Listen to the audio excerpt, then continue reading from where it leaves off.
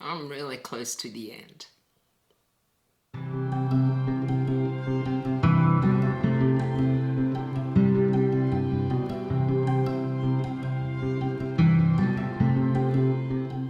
G'day to all you lovely people and welcome back to my channel. Today I am going to talk about this, Dust of Dreams by Steven Erikson, book 9 in Malazan the Book of the Fallen series. It's a chonker, like all of them are now. And also, for anyone who hasn't read this yet, this is considered the first part in the finale. Apparently, Steven Erikson intended this and The Cripple God to be one book, but as you can see, they're massive, which is why they've been split into two. So it's meant to be one continuous, long book. And many people recommend you read them close together. Unfortunately, that didn't happen with me. In fact, I read Dust of Dreams back in June. And I was intending to continue immediately with The Cripple God, but my mum passed away right after I finished this. And to be honest, I just have not been in the mood to continue with the series at that point, because The Cripple God is a book I have so been looking forward to, and I wanted to enjoy it more. But a bit of time has elapsed and now I'm feeling ready to finish Malazan. So I'm hoping to read The Cripple God very, very soon. Having said all that, since it has been a couple of months since I read the book at a very difficult time for me, you'll have to forgive me if I forget some things or I don't mention some things. Now, as usual, this is going to be a spoiler-filled review. And if you have not read Dust of Dreams, I recommend that you skip this video until you do. I don't imagine people who haven't read the series or the books up to now will be watching this. So where do we start? I'm going to begin by saying that I loved Dust of Dreams.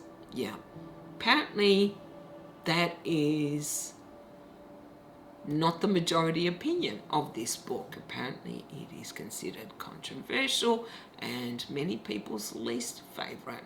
And I'll get to the reasons for that in a little while, but personally I loved it. Almost from the very beginning, I thought the prologue was so haunting and, as usual, very obscure, but from the very beginning I thought this is going to be good, and I was right. When I read the prologue, I was chatting about it with people on the Fireside Discord. There is a great Malazan section there where we talk about the books. And I mentioned that I wondered if that tusked creature was Icarium with 7 souls. And apparently that was something many people didn't pick up. Well, I just assumed he's green, he's tusked, it had to be Icarium. So it made the ghost storyline not that surprising to me. I was trying to figure who all the ghosts were, and I remembered, of course, some of the names from Reaper's Gale who were killed. So we were told at the end of that book, and I guess that breath was Featherwitch, because it sounded like Featherwitch, who is not a character I like at all. But this storyline was quite sad at times, actually. These disparate people that were inhabiting Icarium, who was completely unaware of what was going on, who felt like a ghost in his own body and had forgotten so much about his life, even more recent events. I found that amalgamation of different personalities in Icarium really interesting, because I was trying to figure out if Icarium was ever going to remember who he was and what was going to happen when he did realize that they're all part of himself. I did wonder for most of the book if it was Mappo that was pursuing them, and I have to assume it was Mabo. I don't think it's spelled out in Dust of Dreams. But I really liked this storyline. Though I can't abide Feather Witch, some of the other characters I've always liked, like Texilin. I can never remember these names, and I know I'm going to get them all wrong, but the character who talked to Samadev in Reaper's Gale, another person who was captured by the Ida.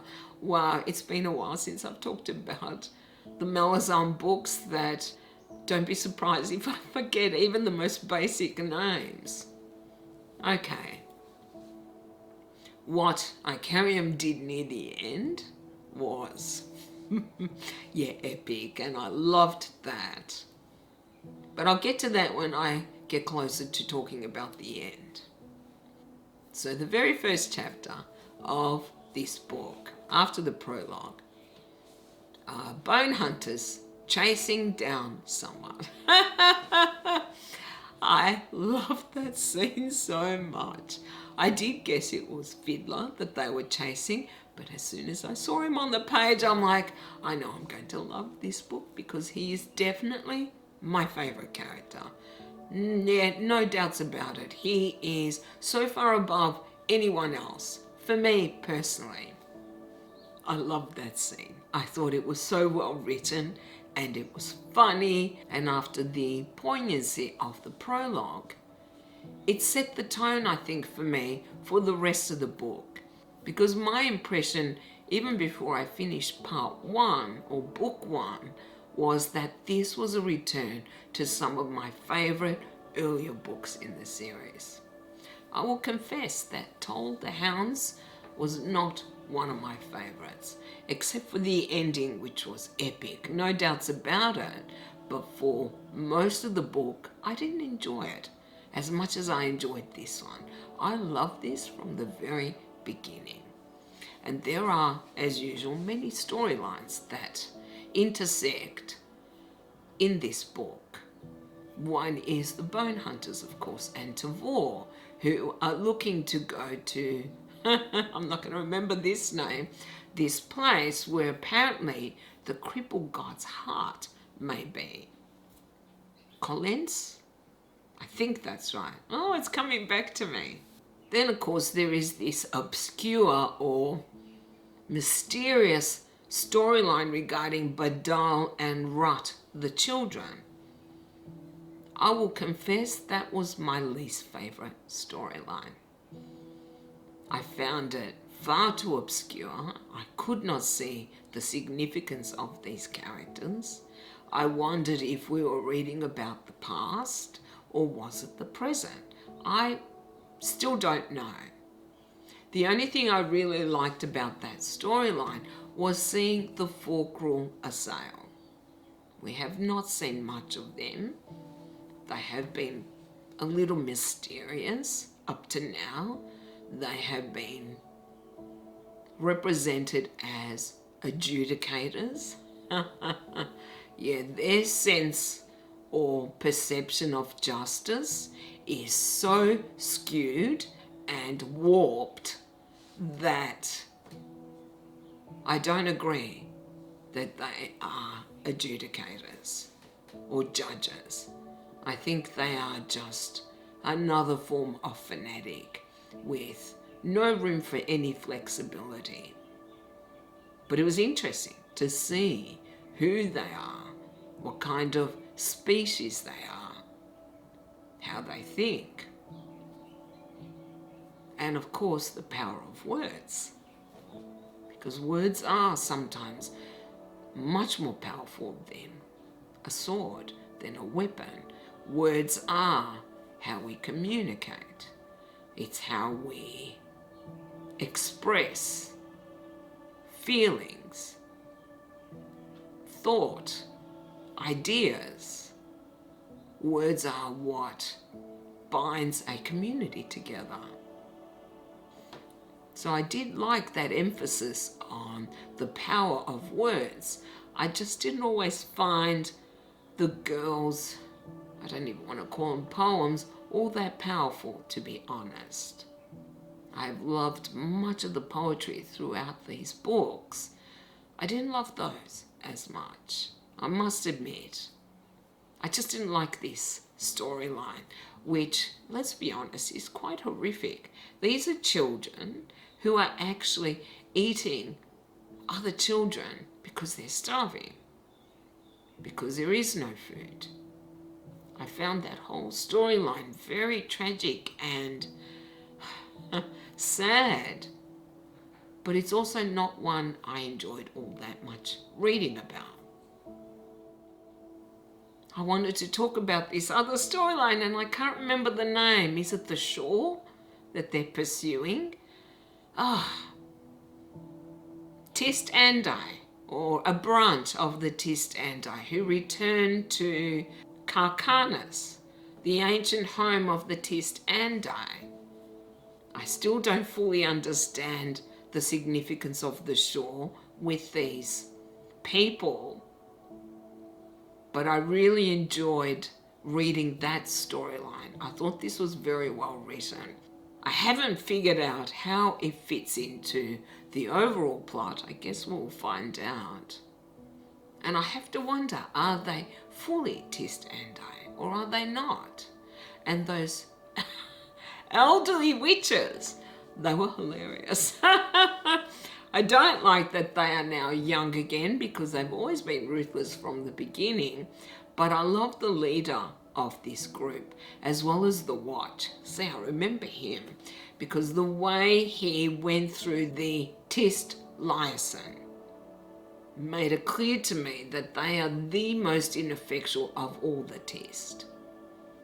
They are arrogant and self-righteous and sanctimonious, but they're nowhere near as powerful as the Ida or the Andai.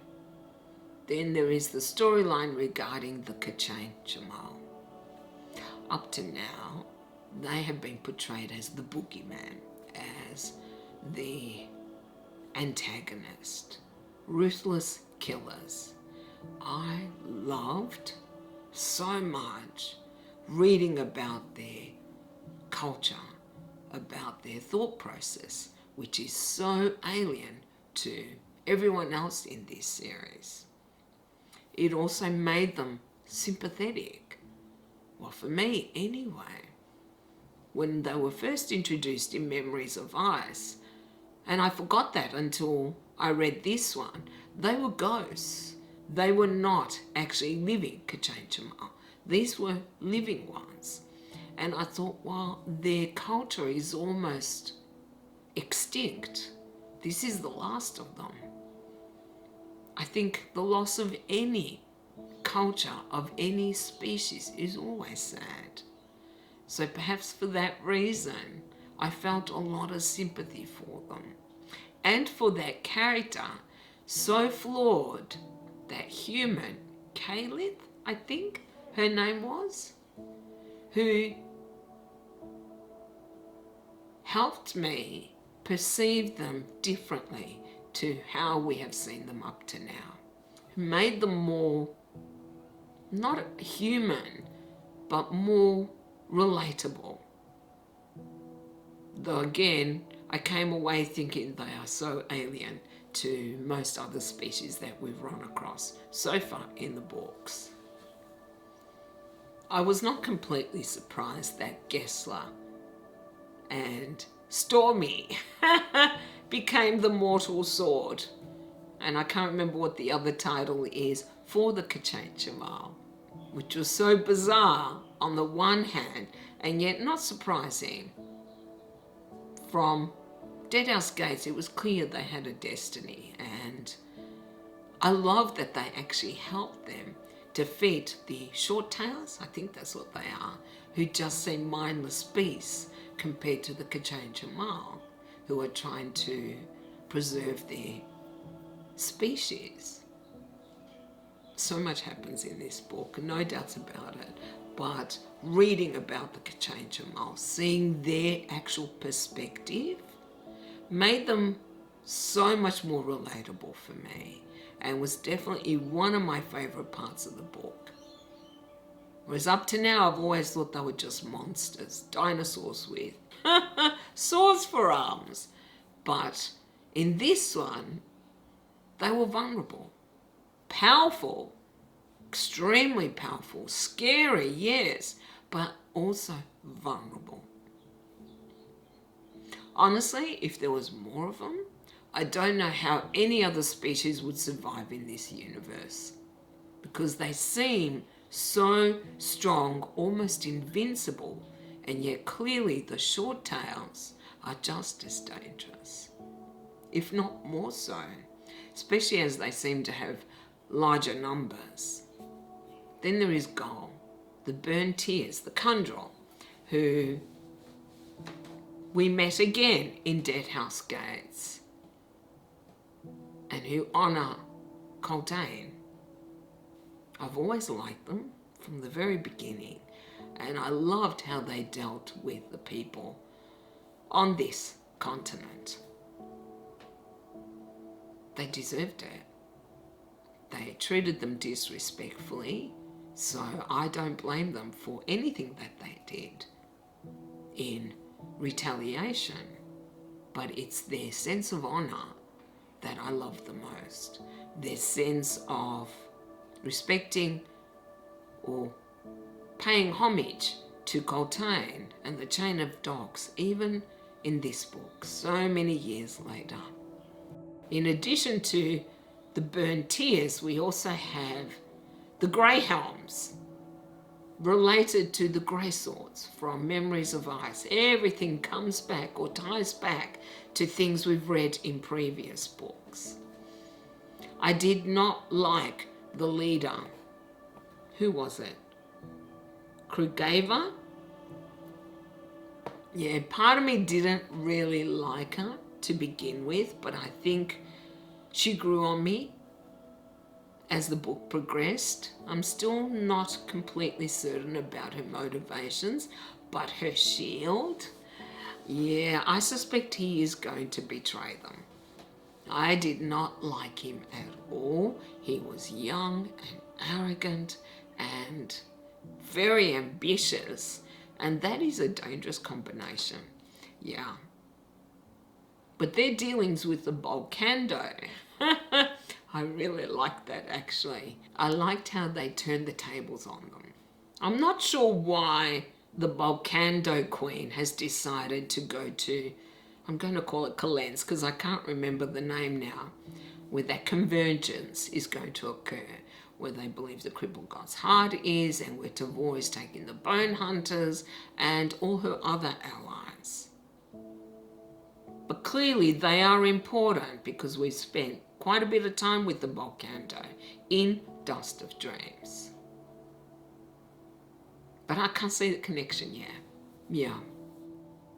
No surprise, there is a convergence of a lot of groups that we have met in previous books.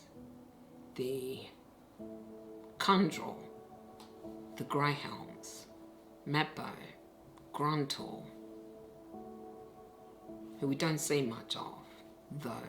Bryce, Tool, and the Talani Mass,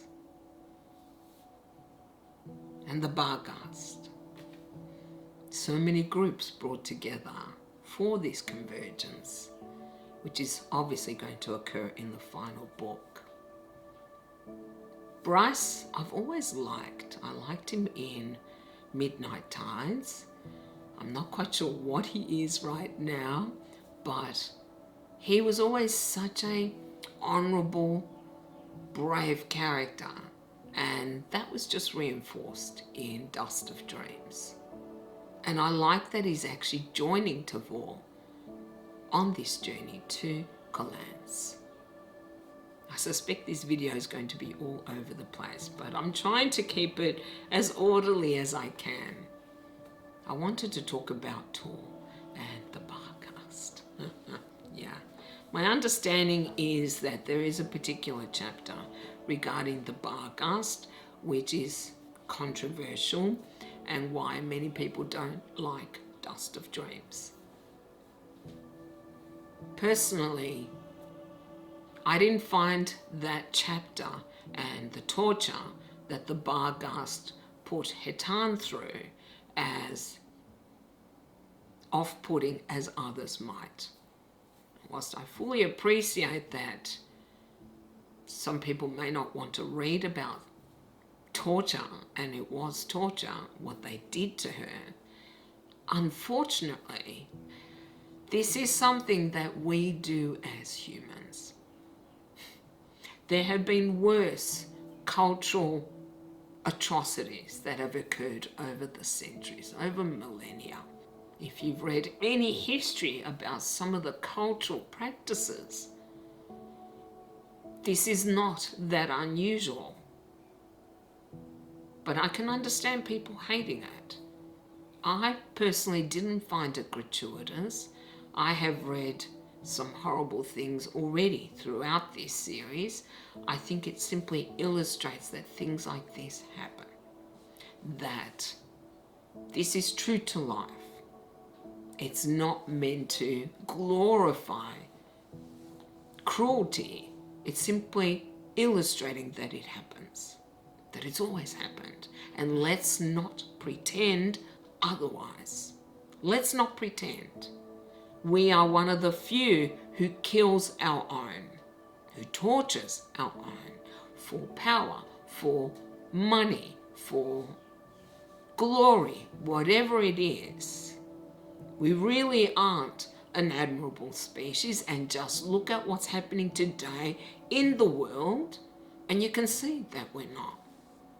So I find it a little naive to pretend that these things don't happen in our world, because they do. I'm getting a little head up right now because the situation in the world right now shouldn't be happening. We've had thousands of years of supposed civilization. We still behave like, I don't want to call us animals, because that's insulting to animals. Worse than animals. Mindless beasts. We do.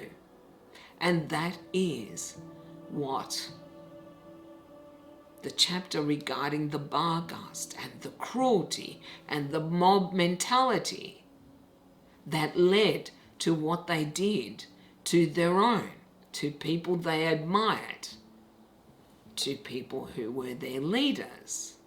There is no excuse for what happened to Hetan, for what they wanted to do to her children, for what they did to others.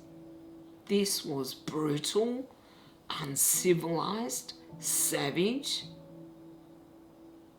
but it is also true about the human race. Now, having said all that, I can fully appreciate why some people object to this chapter, why they don't like it. But in my opinion, it did not stand out from other horrific things that have happened throughout this series. It was difficult to read, it was enraging, it was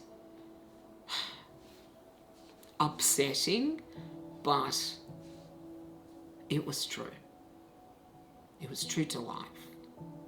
It certainly didn't detract from the book for me personally, but I fully understand if it did for others.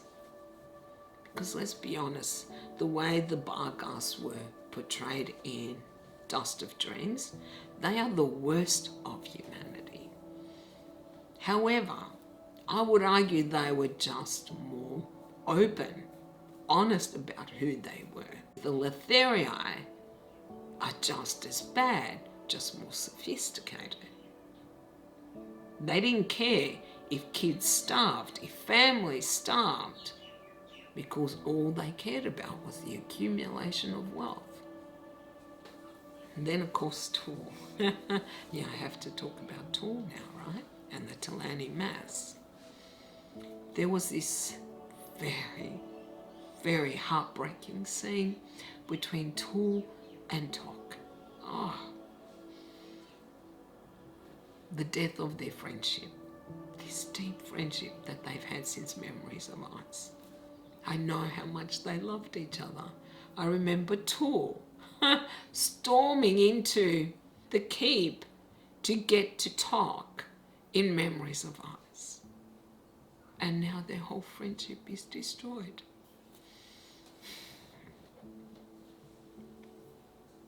And the Talanimas and Tor himself, he's brought back yet again against his will. And we learn that the Talanimas have been condemned for eternity to suffer for what they did, for killing children, for trying to wipe out the Jagu.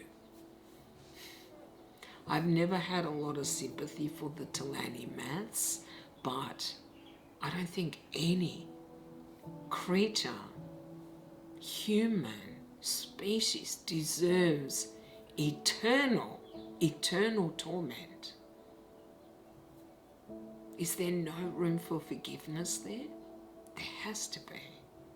And I think it was just after this revelation where we are reading about some of the other Talanimas' thoughts, which showed how savage and vengeful and cruel and lacking in any sympathy that they are.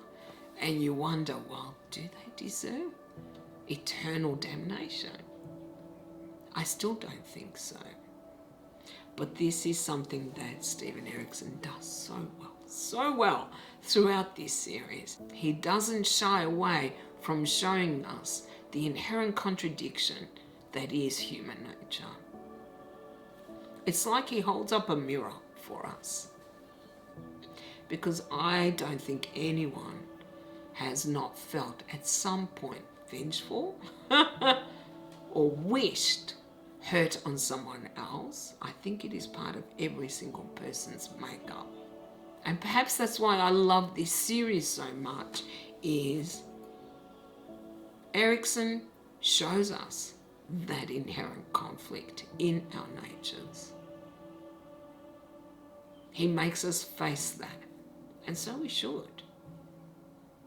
How else can we better ourselves if we don't look within at our own inherent contradictions, at balancing the savage as well as the civilized in us?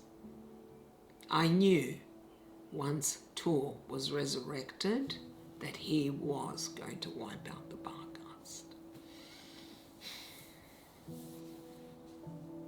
which simply illustrates that they are not a species to admire, that they have no qualms with genocide.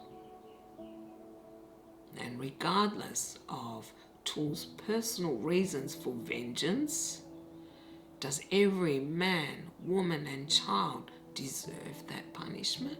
No. Never. Not everyone was guilty. They're very hard to admire, the Talanimas. And I think what I found so hard in this book is that Tor was a character I admired from the very beginning. I've seen his growth and development. I've learned so much about him. To see him reverting back to that savagery, I found really heartbreaking. I had to take a break. Now I wanted to talk about the gods, in particular the elder gods.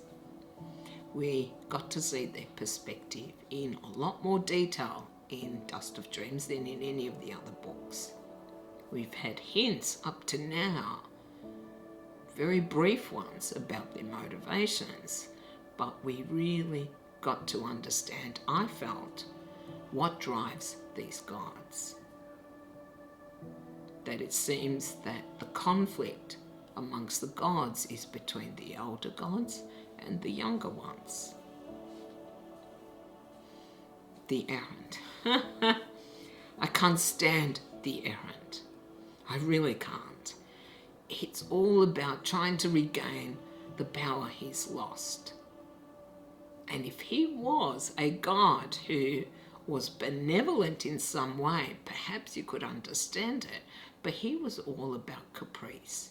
He was all about toying with humans for his own amusements, his own ends. So it's very difficult to respect this God. And I just found him almost childish in his reactions, in his expectations. Perhaps that's not unrealistic with someone who feels power is slipping away from them. Nonetheless, he is not an admirable character whatsoever. And yet, and this is what I love about Steven Erikson, he even made me feel some sympathy for the errant when it became clear that some of the other elder gods were manipulating him. That says a lot about his skill as a writer. I think it was necessary to see the perspectives of some of these elder gods so that we can understand what the stakes are, why there is this conflict. Because up to now, I was not quite sure what was going on with the gods. This conflict, I guess, between the younger and the older gods is also something that is reflected in human behavior. They're no different. And I think that's the other thing I came away with at the end of this book.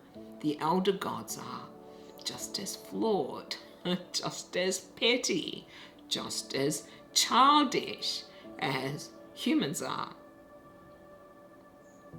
That they might be gods or have certain powers that others don't, but they're not necessarily better, superior to humans. I have to mention Draconis and his entrance into this world and the ramifications of that. He destroyed so many people, unwittingly it looks like.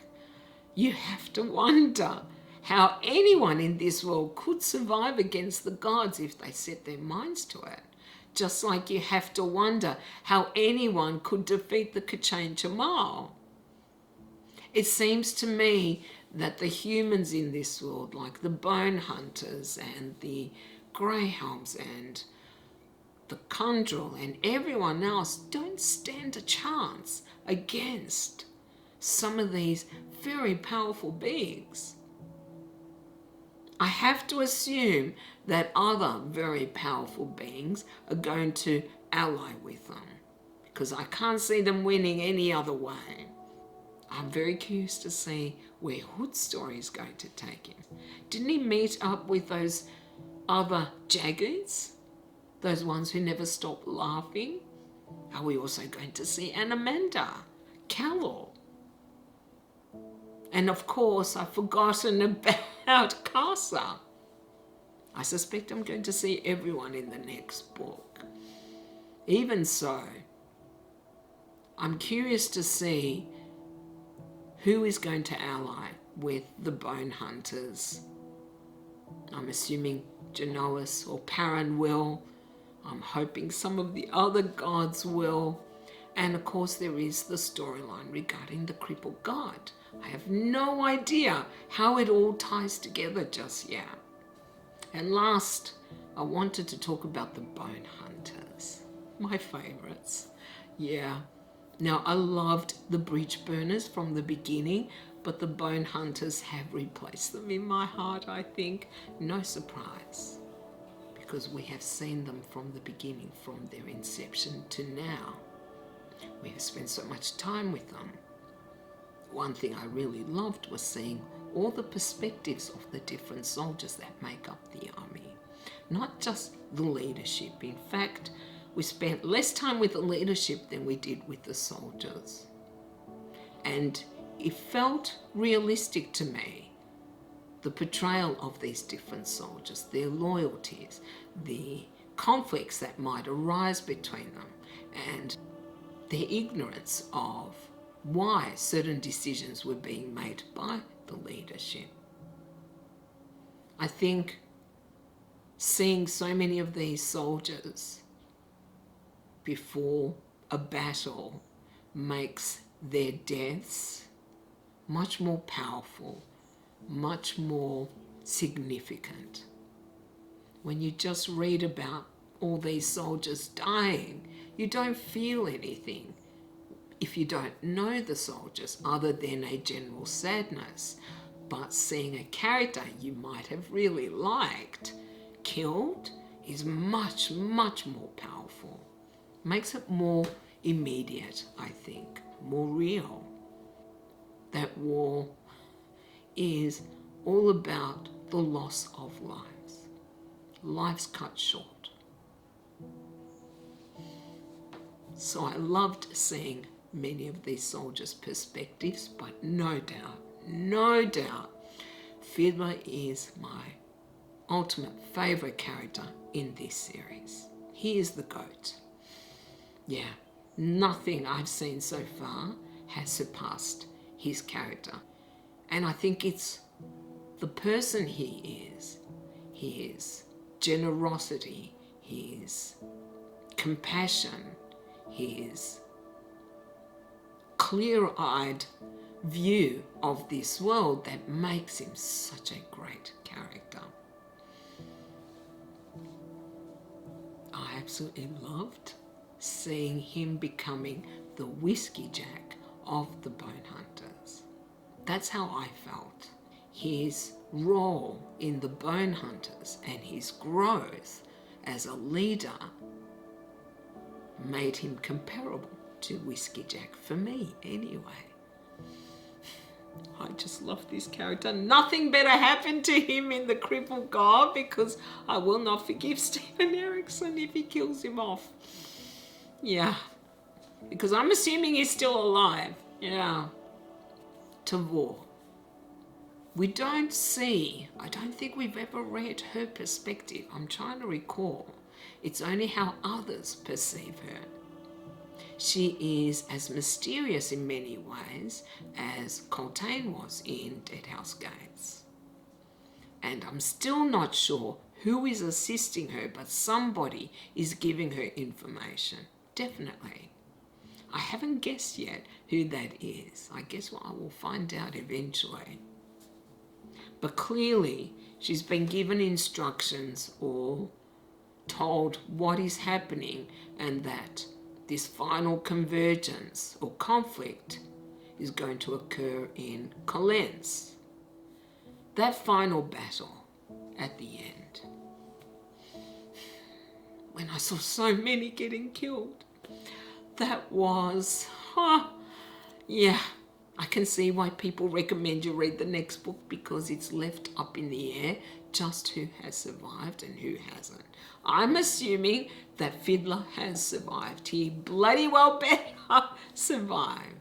I'm hoping that Quick Ben has as well. And I still have so many questions as to what is Quick Ben. Is he a god in disguise? He's so powerful, really.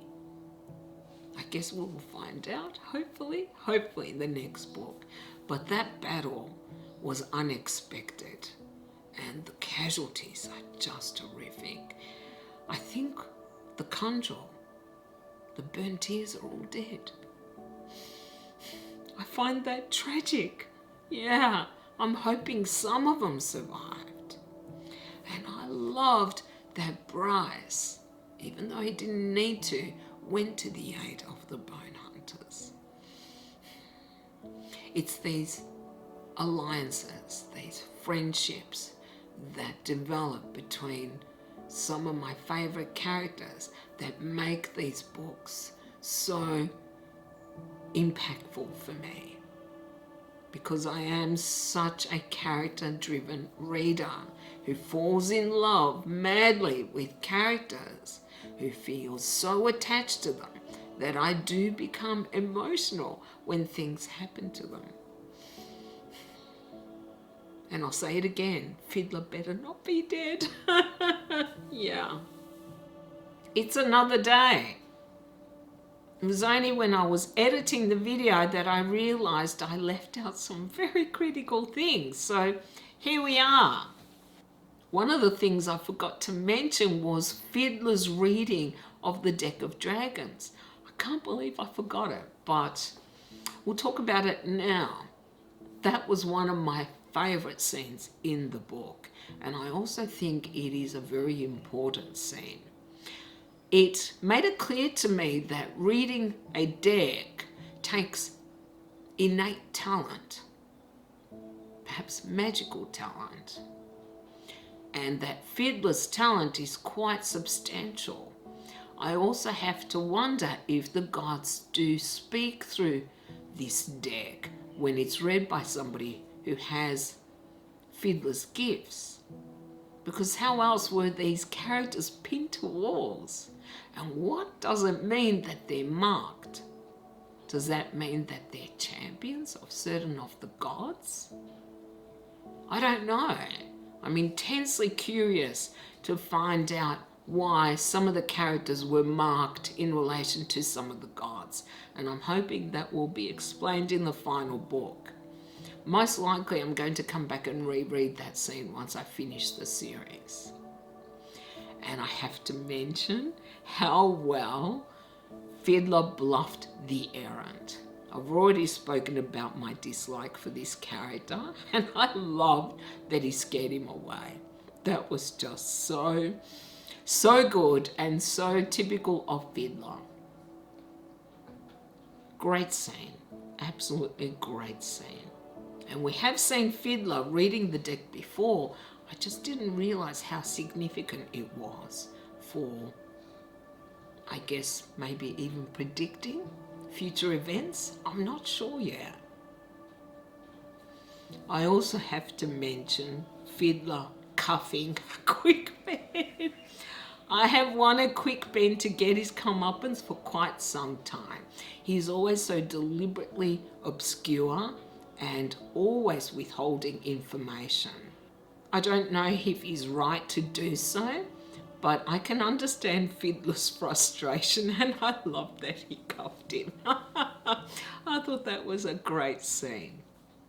Something else I wanted to mention was the name Camisod. I cannot now recall the context that I read that in, but I wondered if that was the cripple god's name. Hopefully we'll find out in the next book.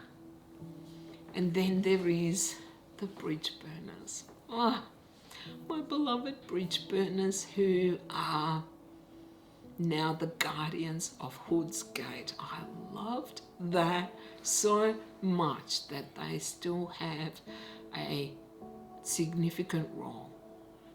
I don't know if that is going to be a permanent role, but I thought they were perfect to be the guardians.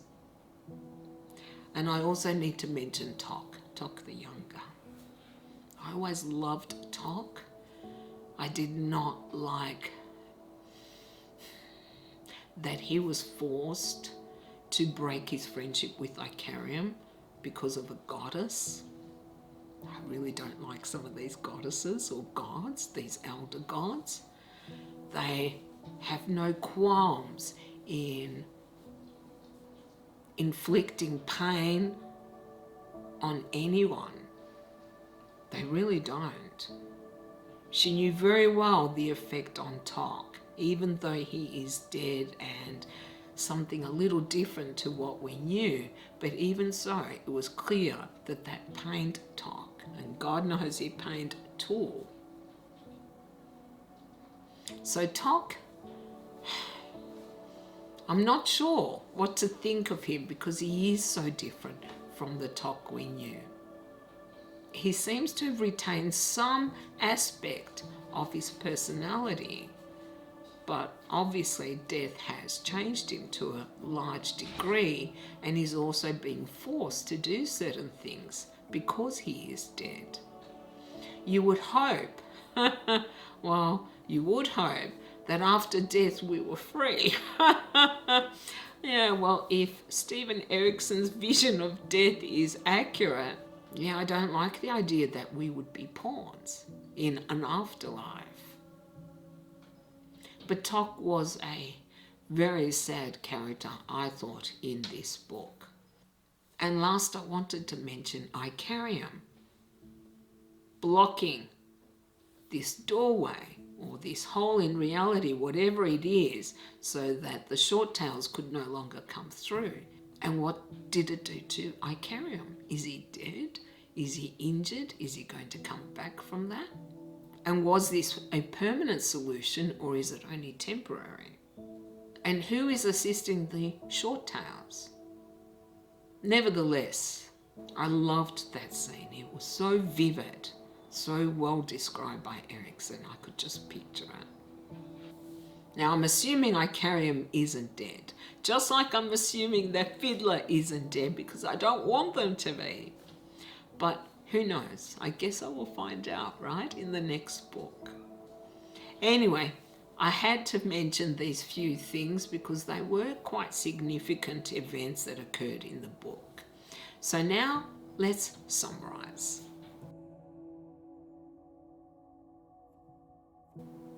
I loved Dust of Dreams. This one was epic for me. This one was similar to my favorites of the series so far, to the earlier books. Whilst there may be some chapters, scenes that people dislike, and it doesn't have an epic conclusion like most of the other books, overall, I loved this one. I still feel there was so much happening in this book that made it epic for me. And keeping in mind that this is one half of one book, or one part of one book, I thought it was fantastic. Well, that is all I have for you guys today. Now, of course, I want to hear your thoughts on Dust of Dreams and what you thought of my review. I hope I have done it justice. I really do. And you can let me know down in the comments. Thank you all very much for watching. I really do appreciate it. And if you like this video, you know what to do, right? You can like, comment, and subscribe if you haven't already. I hope you all have a beautiful day, and I'll see you next time. Bye. Then there is the storyline regarding, and it's escaped me again.